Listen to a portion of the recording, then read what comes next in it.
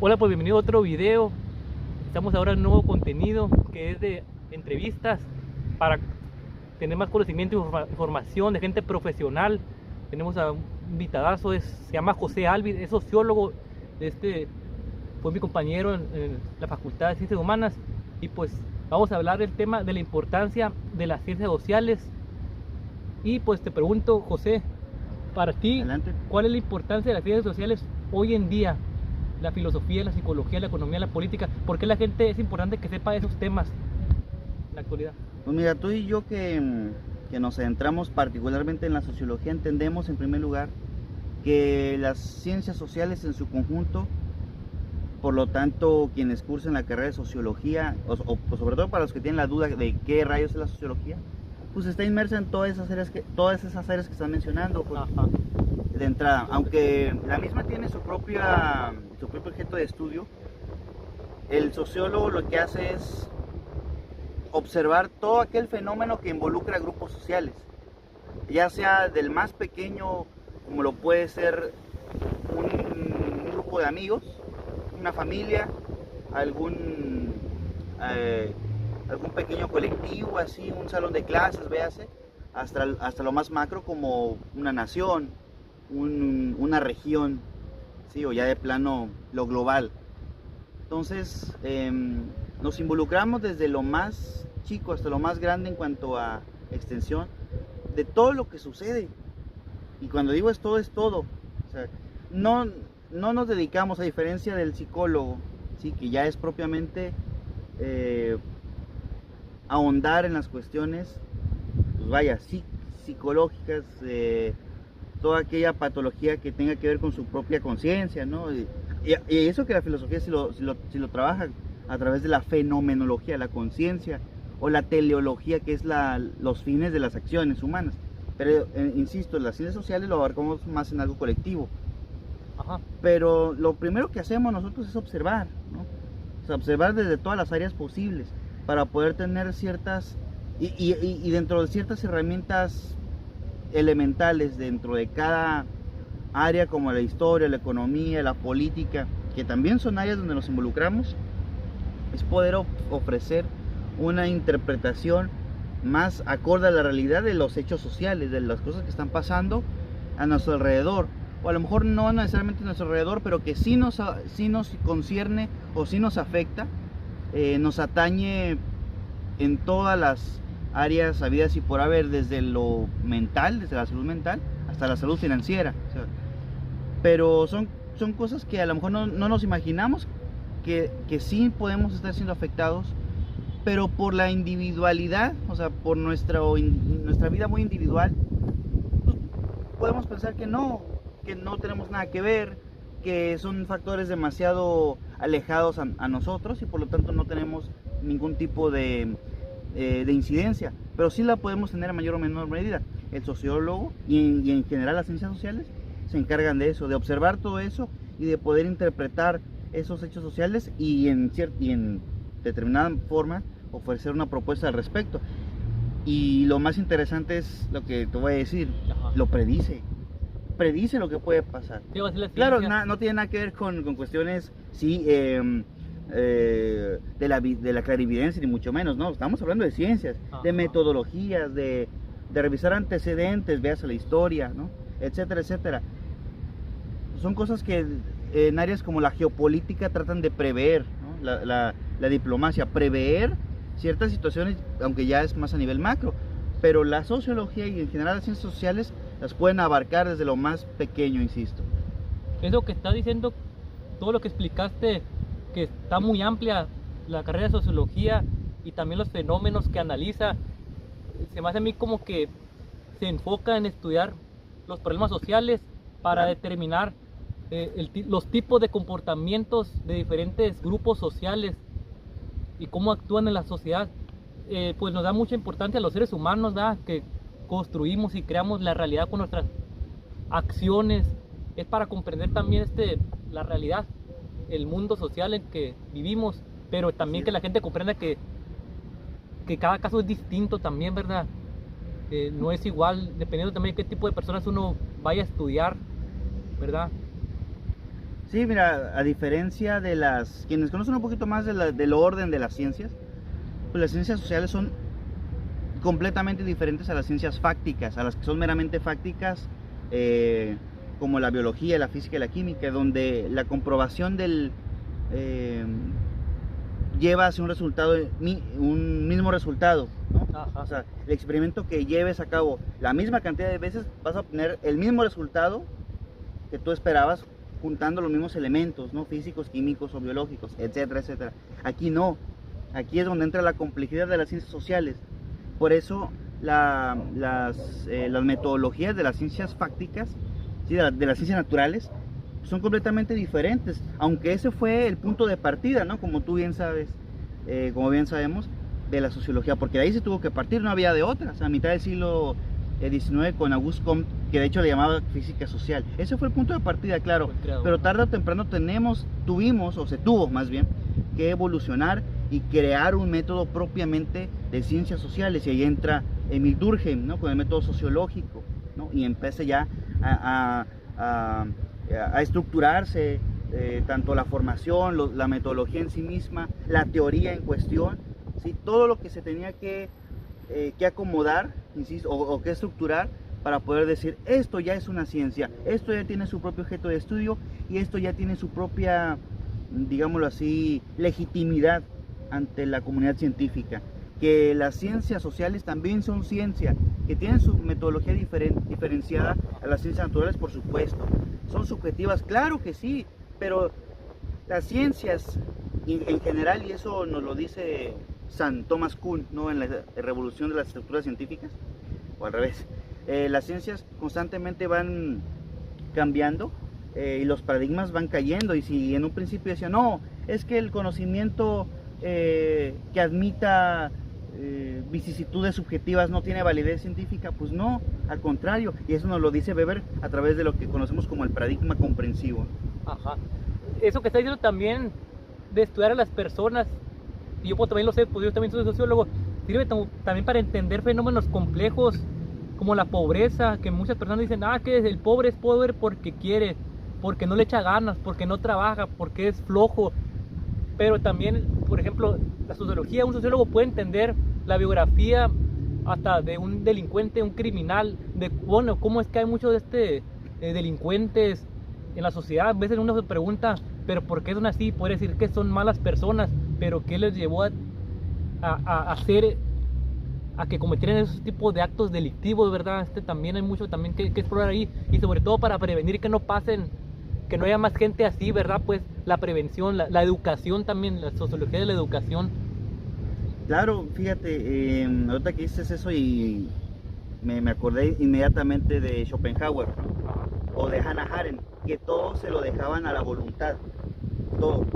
Por eso ahí está Schopenhauer con el mundo como voluntad de representación, y luego saca esto de la eudemología, o Hannah Arendt cuando habla de la condición humana, ella propone la categoría de la vida activa. O sea, todo nos lo deja, y es algo que está muy criticado desde la filosofía misma y las mismas ciencias sociales. O sea, dejarle la responsabilidad al ser humano individualmente de sus actos. Y sí lo tiene, por supuesto, ¿no?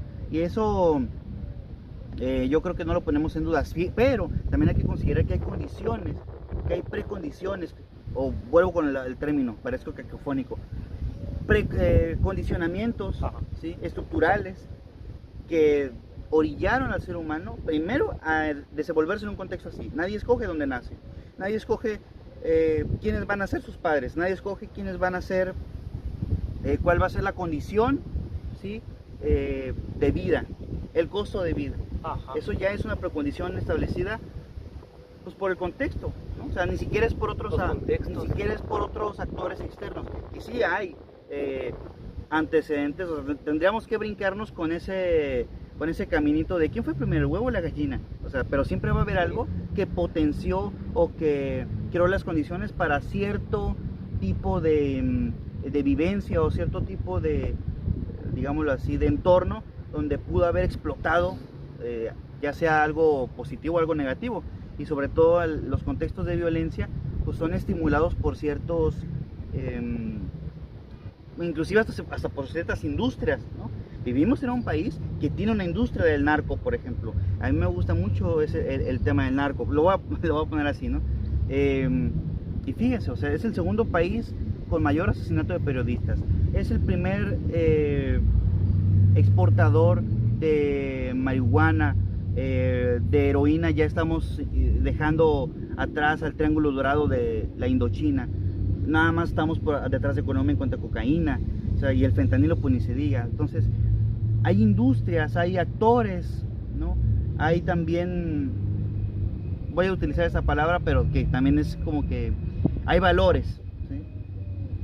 Es muy ambiguo esto, pero hay valores que hicieron posible la explotación de todo ese contexto de violencia. Solo por poner un ejemplo. O sea, no es nada más que, yo quise que esto explotara, yo quise que esto se diera, yo quise que esto avanzara y se dinamizara de tal manera que nos hubiéramos visto afectados. José ahorita decía algo muy importante, que es muy necesario que sepan todas las personas que están viendo este video, acerca del contexto, que cómo determina muchas veces el futuro, de cómo va a ser la vida de una familia o de los adolescentes, que también pues, son el futuro ellos, los futuros adultos. El contexto que vivimos aquí en México, muchas veces, que ya sabemos todos los que escuchan en la música, eso del narcotráfico, de las drogas, de los vicios, las adicciones, eso cómo va a hacer que el futuro sea negativo, incluso hasta peligroso, inseguro, también que le va a afectar a la salud a los jóvenes, y muchas veces ellos lo miran como diversión o como que para la fiesta, para las reuniones, es algo que usan mucho, ¿no? O lo consumen. Pues mira, todo tipo de problemas, todos los problemas que hay aquí, y más en un país tan desigual como el nuestro, son multifactoriales, son multidimensionales. O sea, no es nada más echarle la culpa a un actor, a una institución, a una condición preestablecida, ¿no? Sin ánimos de caer en moralismos, ¿no? Pues mucho de lo que de ese contexto en el que estamos viviendo pues está estimulado por lo que te decía ahorita, ¿no? Industrias. O sea, y eso te lo dice Adorno y Horkheimer, ¿no? En Dialéctica de la Ilustración, cuando hablan de las industrias culturales, o Bauman cuando habla de la cultura en el mundo de la modernidad líquida, en esos dos textos muy, muy buenos. O sea, son estímulos. Ya no es que haya, voy a ahondar un poquito en eso, ¿no? No es que haya alta o baja cultura. Eso ya se difuminó. O sea, ya no hay cultura para la clase alta y cultura para la clase baja. Eso ya se... Y eso lo podemos ver todos los días, ¿no? O sea, tú vas a ver ahorita que sea de la música, ¿no? En festivales, ¿cómo se llaman estos eventos multitudinarios? ¿Cómo es que ahí va a haber gente de todos los estratos sociales? Ahí realmente no hay ninguna distinción. Ahí en ese caso podemos darle la razón, si quieres, a Hannah Arendt cuando habla de la vida activa. O sea, cada quien es responsable. O también Frédéric Gross, un filósofo francés que me gusta mucho, un texto que acabo de leer que se llama Desobedecer, muy bueno, cuando habla de la obligación ética y de la disidencia cívica. O sea, hay algo que se presenta como positivo, hay algo que se presenta como estimulante, como necesario, ¿no? Inclusive hasta se le presenta como casi como una medicina, ¿sí? El ocio, que es muy válido, por supuesto, pero desafortunadamente esos ocios están encaminados a, con o sin quererlo, con o sin conciencia o sin pretenderlo, porque aquí nadie da paso sin guarache. Todos los esfuerzos tienen agenda detrás, ¿no? Todos. Que sean buenos o sean malos, pues ya es cuestión de uno, que uno lo decida, ¿no? Tampoco uno va a ser aquí juez del mundo, por más conocimiento que tenga de las cosas, y decir, esto no lo deben de consumir, esto no lo deben de... O sea, al final de cuentas lo que hacemos es proponer, es diagnosticar, es decir, esto es lo que hay, estos son los pros y los contras que yo veo, y a partir de qué categorías o de qué elementos y a partir de qué antecedentes. O sea, eso, insisto, es subjetivo, como tomando en cuenta la primera pregunta que me hacías. Las ciencias sociales son muy subjetivas, pero son muy necesarias porque nos permite a partir de ahí formular nuestras reflexiones, y a partir de entonces cada quien en su conciencia, vuelvo con lo mismo, la fenomenología, tomar la decisión. O sea, ¿qué es lo que quieres hacer de tu vida?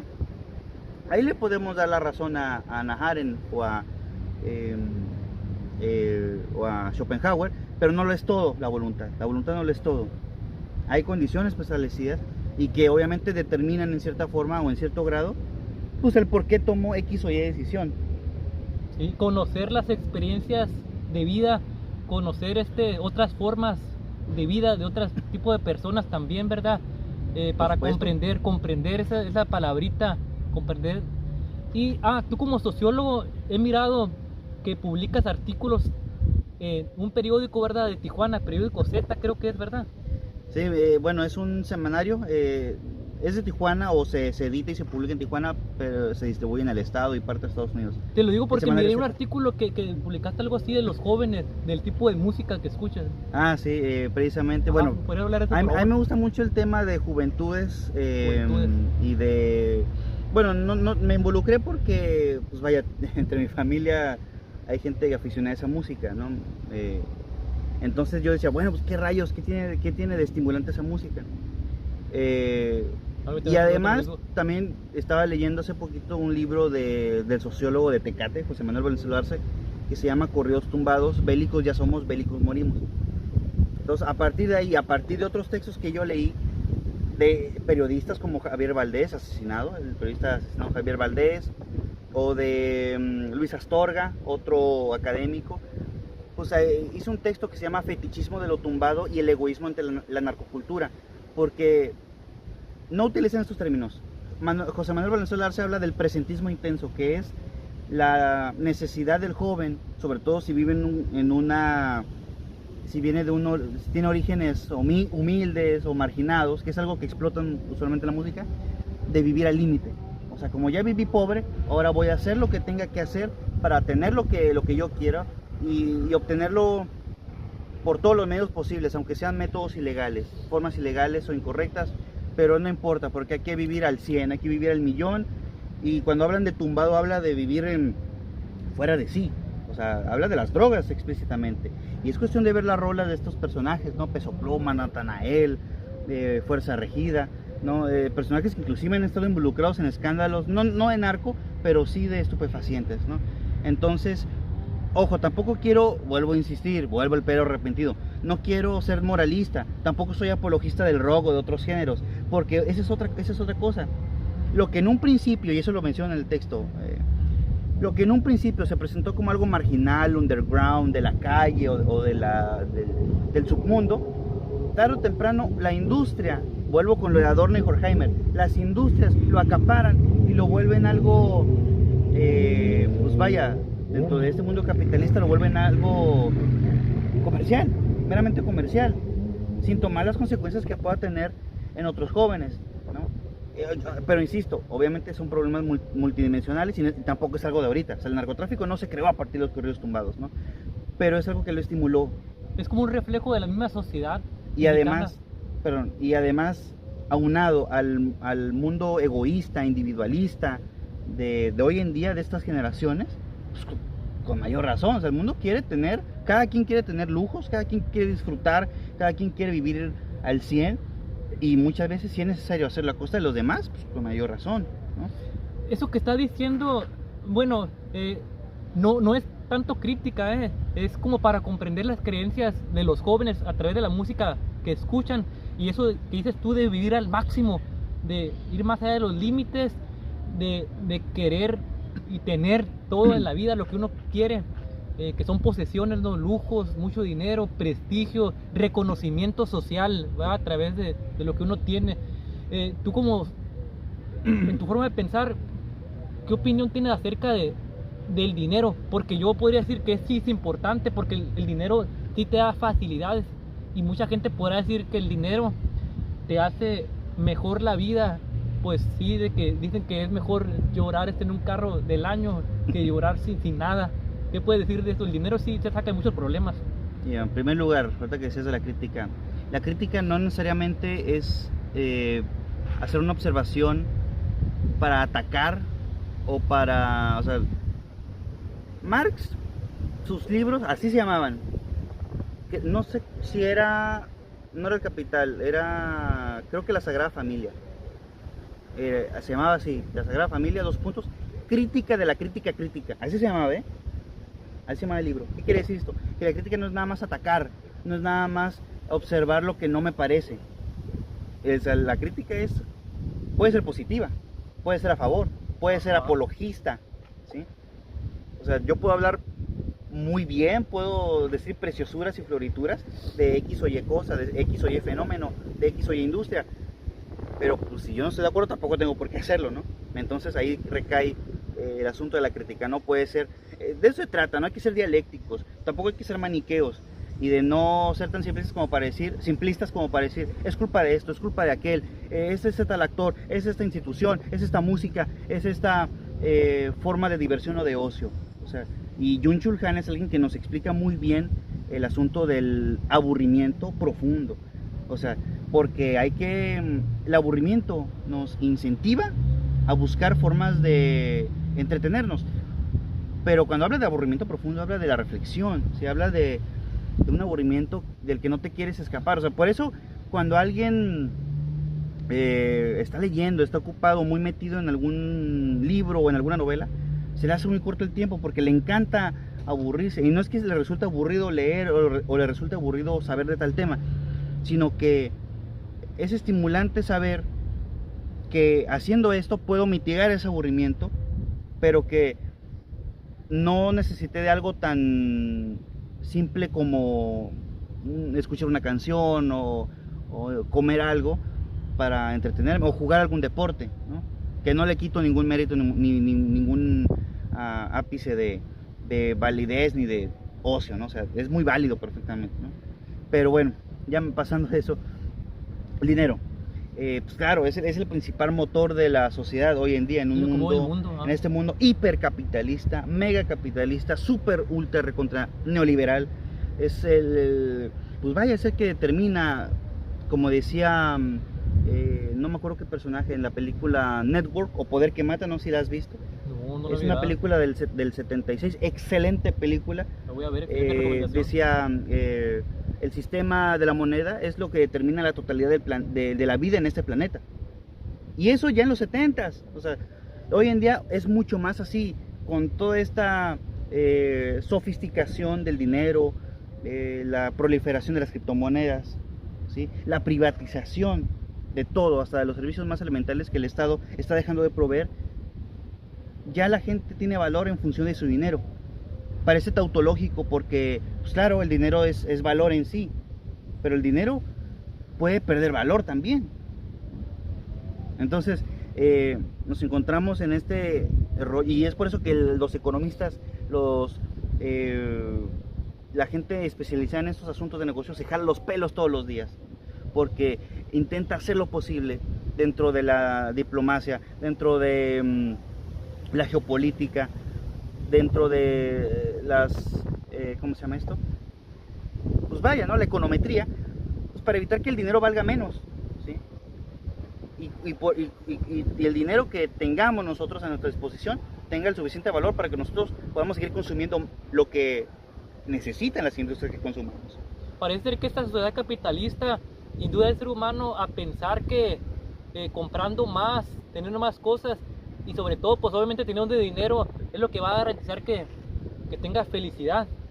Porque el dinero sí es cierto que puede ser un medio para conseguir esa felicidad, y la felicidad muchas veces es lo que quiere toda la gente. Pues filosóficamente el ser humano busca la felicidad y una manera de conseguirlo es a través del dinero, pero muchas veces muchas personas hacen cosas no éticas. No éticas porque puede pasarse de lanza con otra persona, pues puede perjudicar a otras personas queriendo él obtener alguna felicidad, ¿verdad? Hay mucha gente que se aprovecha, abusos, pues también me refiero a abusos, y eso puede escapar de control. Se tiene que controlar más eso, esa actitud de las personas de que deben de pensar muy bien, de que no perjudicar a otros, o de, por ejemplo, el dinero. Muchas personas se creen mucho con el dinero y hacen menos a otros. Claro. La discriminación. Sí, mira, a fin de cuentas no hay una ética política de la economía. O sea, no la hay, o no se está llevando a cabo, no se está instrumentalizando. O sea, estamos volviendo a la ley del más fuerte.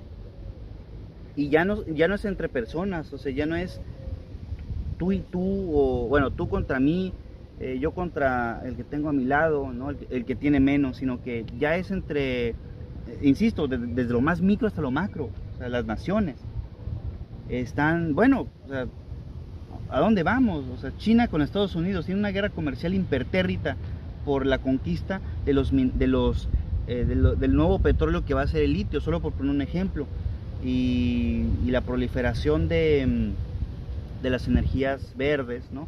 O sea, cada industria va a tener su guerra. Ya hubo en los años 60 una guerra espacial, ya hubo en los años 70 una guerra por el petróleo. O sea, esto no se va a acabar en tanto no se decidan los organismos, los países, ya dejarse de tonterías y decir, vamos por una ética política del negocio, porque el mundo neoliberal es eso, o sea, abandonar la dignidad humana, abandonar el papel del Estado, dejar que el lucro esté por encima, ¿sí?, del servicio, hasta de valores tan, pues lo podemos ver muy romántico, ¿no? Valores como el amor, valores como la honestidad, todo eso que me está diciendo, o sea, se está perdiendo. O bueno, no que se pierda, sino que se está abandonando, o sea, porque a fin de cuentas no es que la gente lo pierda, sino que la gente misma lo está rechazando en pos del beneficio personal. Eso que está diciendo muy importante en términos de política y también las empresas, que tanto la política y las empresas deben ser socialmente responsables. Por eso las instituciones supranacionales, por eso están los bancos mundiales, por eso están las entidades de inteligencia financiera, de inteligencia policíaca, porque solo así se puede empezar a trabajar en contra de quienes llevan a cabo actos en mayor o menor escala en detrimento de los ciudadanos, ¿no?, y en beneficio personal, insisto. Bueno, José, quisiera preguntarte también una pregunta que para mí es muy importante. Adelante. Que es lo de la lectura.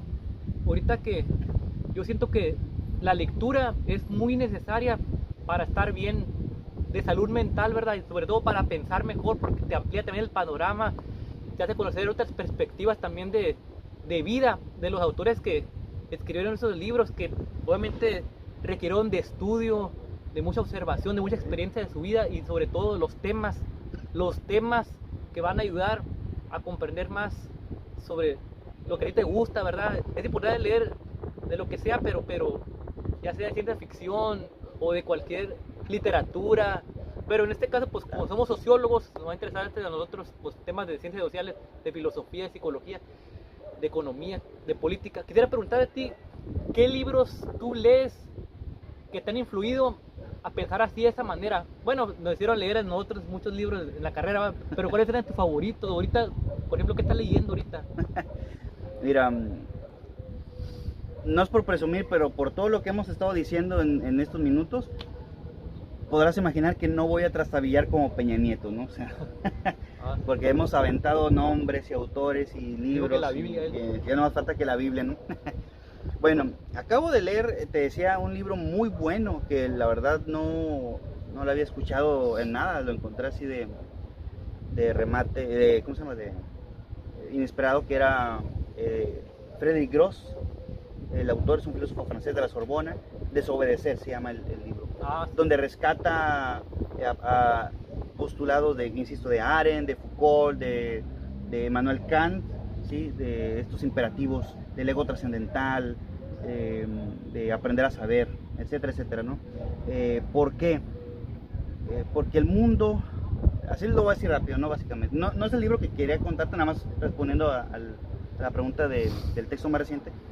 Básicamente lo que él está diciendo, Gross, es que la gente no está obedeciendo. O sea, el problema no es que la gente obedezca a las autoridades de tal manera que aparentemente la gente está, digámoslo así, dormida o no está protestando, sino que está sobreobedeciendo.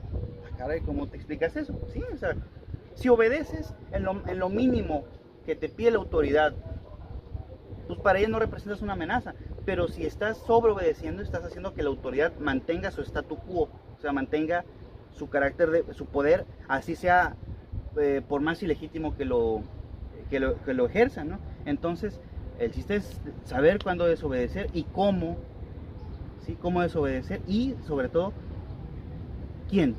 O sea, ¿quién es el que da el punto de partida para hacerlo? No es que la autoridad te diga, vas a hacer o no vas a hacer, ¿no? Porque esa es otra, la cuestión ética.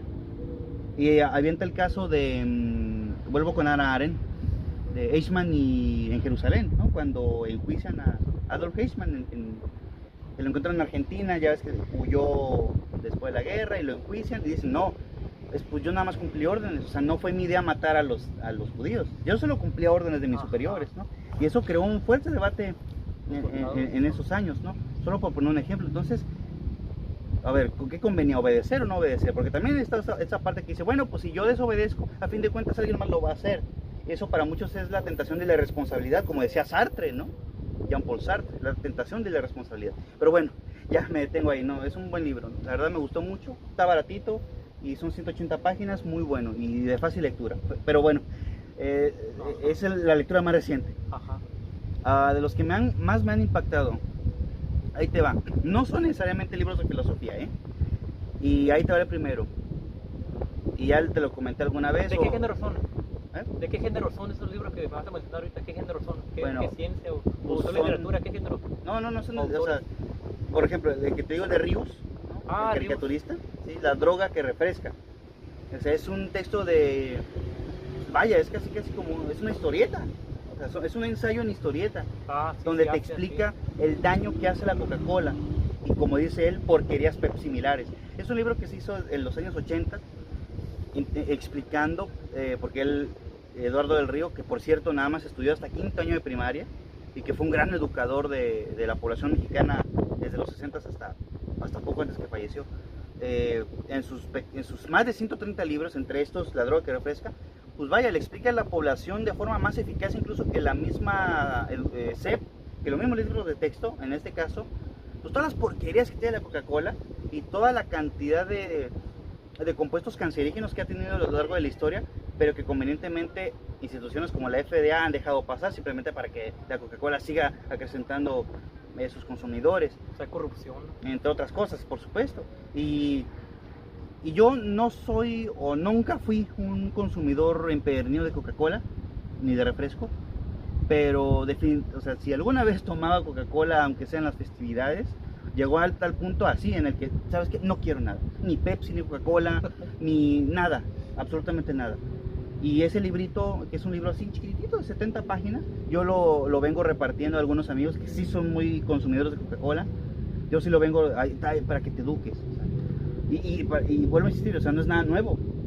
Acaba de salir un informe de los edulcorantes no calóricos, que son cancerígenos. Otro, cuando ya desde los 60 con la sacarina se viene aseverando eso. Pero bueno, a fin de cuentas, si nadie dice nada, pues la gente no va a saber qué es lo que está haciendo, qué es lo que está consumiendo en este caso. Entonces a mí me gusta mucho soltar eso, no sé, como que bueno, si yo ya lo sé, si ya sé esto, pues lo difundo, lo suelto y aprovecho mis redes sociales o a veces que escribo en Z para sacar esa información, pues para que la gente sepa qué es lo que está pasando en casos como este. Y eso que estás diciendo está muy bien. Ya ven, la lectura tiene el beneficio de que debes ser más consciente de lo que consumes. La Coca-Cola, pues es el producto más consumido, es lo que más se vende en todo México, la Coca-Cola, y la Tecate también, pero que sí hace mucho daño, eso sí es verdad, a la salud. Y la lectura te hace ser más consciente de que también te pongas límites también, de que debes ser moderado en todo, va. Yo no estoy diciendo que no tomo Coca-Cola, porque a mí también sí me gusta mucho, me gusta. Es que también la Coca-Cola, por ejemplo, es como adictiva, pues la cafeína, no sé, el azúcar, claro. Es muy rica. A mí me gusta, pero ya yo no lo procuro tomar todos los días, más 2, 3 veces por semana. Y por ahí alguien me dijo, a eso sí ya no me consta porque no lo leí en el texto ni en otra parte, que tenía excremento, ¿eh? Sí. Nada, es que no me dijeron, no me acuerdo de qué animales, pero a ver ahí los químicos y los ¿cómo se llama estos? Los ingenieros en alimentos, ellos sabrán si es cierto o no es cierto. Pues todas las cosas, ya ves que el gobierno federal, ¿cuándo fue? En 2018, que sacó el etiquetado de todos los productos de Bimbo, Coca-Cola, Sabritas. Y que fueron los que estaban más en contra de esa iniciativa, ¿no? Por eso estos empresarios están atacando a López Obrador les iba a quitar ganancias. Pero los comentarios que yo escuché de la gente ante el etiquetado me dijeron que, pues, la gente en vez de ni ve el etiquetado, lo sigue comprando de todas maneras, pues, eso no reduce las ventas. No, es fetichismo, o sea, es la impresión que te da el producto, es que ya sea que tenga prestigio, que esté muy rico, que sea barato, o sea, esa relación entre calidad-precio o entre precio-beneficio, ¿no? O sea, son estas relaciones económicas que ya las tenemos, digamos, interiorizadas, ¿no? Y por lo tanto es difícil desarraigarnos de eso, ¿no? De ese tipo de relaciones, sobre todo con algo que bombardea todos los días las redes sociales a través de la publicidad, ¿no? Por último, dime un libro que a ti te haya cambiado tu manera de pensar y un libro que recomiendes, sobre todo para que la gente se dé cuenta de que los cambios en la vida personal y social también son importantes, ¿sí? De que la gente debe trabajar en pensar de manera diferente si quiere cambiar su vida a mejor, una vida de felicidad. ¿Qué libro puedes recomendar ante eso? Pues mira, ya lo mencioné, temas ya más o menos lo mencioné, importantes. tampoco es no es una novedad. A mí me encantó cuando leí Byung-Chul Han, el filósofo surcoreano, La Sociedad del Cansancio. Ah, sí, Un ya sé cuál es el librazo libro, ya sé cuál es. cortitito de 90 páginas, pero es una maravilla. Primero nos explica cómo es que en primer lugar había en el mundo como una especie de paradigma, ¿cómo le llaman esto? De viral, perdón, se me olvida la idea. Inmunológica. Sí, voy a esperar un minuto. Byung-Chul Han nos explica que hay una especie de perspectiva inmunológica frente al otro. El otro es mi enemigo, el extranjero es mi enemigo, algo me quiere hacer daño. Si es la negación de lo otro. Ahora es la afirmación de sí mismo, ¿sí? Pero no por la negatividad del otro, sino porque yo soy más positivo que tú, que los demás. ¿A qué me refiero? Antes la sociedad, como decía Foucault, la sociedad disciplinaria, buscaba coaccionar a todos los que representaban una amenaza para el poder, sea esta una institución o sea esta una forma de pensar, ¿no? Hasta la academia puede ejercer un cierto poder, ¿no? Todo lo podemos hacer.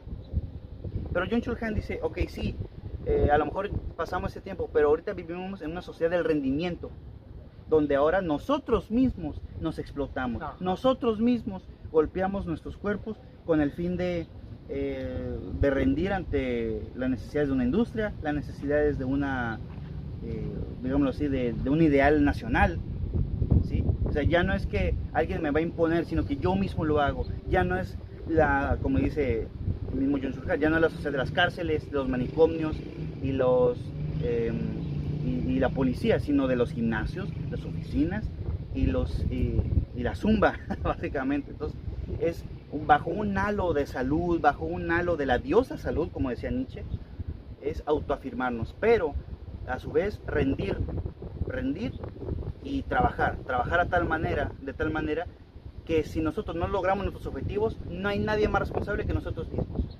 Y eso es perjudicial en el sentido, y esa ya es la contraposición con Hannah Arendt de la vida activa, porque, como te decía en un principio, hay condiciones preestablecidas que por ejemplo, alguien que nació en un seno empresarial, o sea, en una familia millonarios, pues no va a trabajar de la misma manera, ni utilizar su cuerpo, ni gastar su cuerpo de la misma forma que alguien que no. Que tiene su futuro asegurado ya. Exactamente, o sea, como un proletario, véase de la perspectiva marxista, ¿no? Entonces, y lamentablemente con predilección, esta proliferación del esfuerzo máximo, ¿sí? Del discurso contra la mediocridad, pues la gente hace esfuerzos sobrehumanos hasta el punto en el que explota, y es por eso que hay niveles de depresión, de burnout, del cansancio, de fatiga, de accidentes cerebrovasculares, suicidios, sobre todo en Japón, en Corea del Sur, precisamente por eso, por el desgaste del trabajo mismo, de rendimiento. Qué interesante esto que estás diciendo, es como te das cuenta de lo negativo de la vida. Fíjate que lo que estaba yo pensando con eso que me estás diciendo, y su propuesta es el aburrimiento profundo.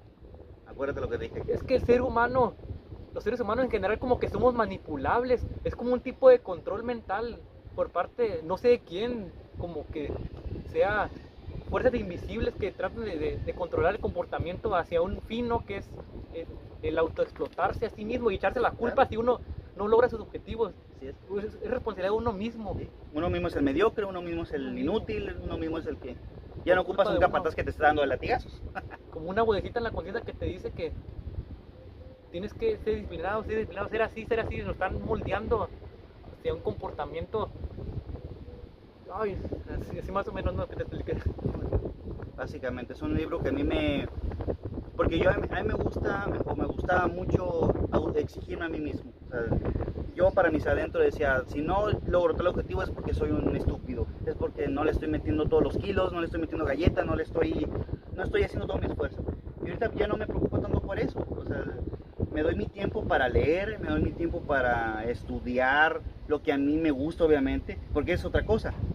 Si tú vas a estudiar, estudia lo que tú quieres. Si tú vas a leer, lee lo que tú quieras. O sea, a nosotros nos interesan esos temas, pero no porque no te interesen abocarte en ellos, pues no es que seas mediocre o no es que seas alguien desinteresado ni mucho menos, o egoísta, ¿no? Simplemente es una cuestión de intereses, de objeto de estudio, pero todo es estudiable, todo es motivo de estudio. Pero está bien eso a la vez de Lo que, importante es leer.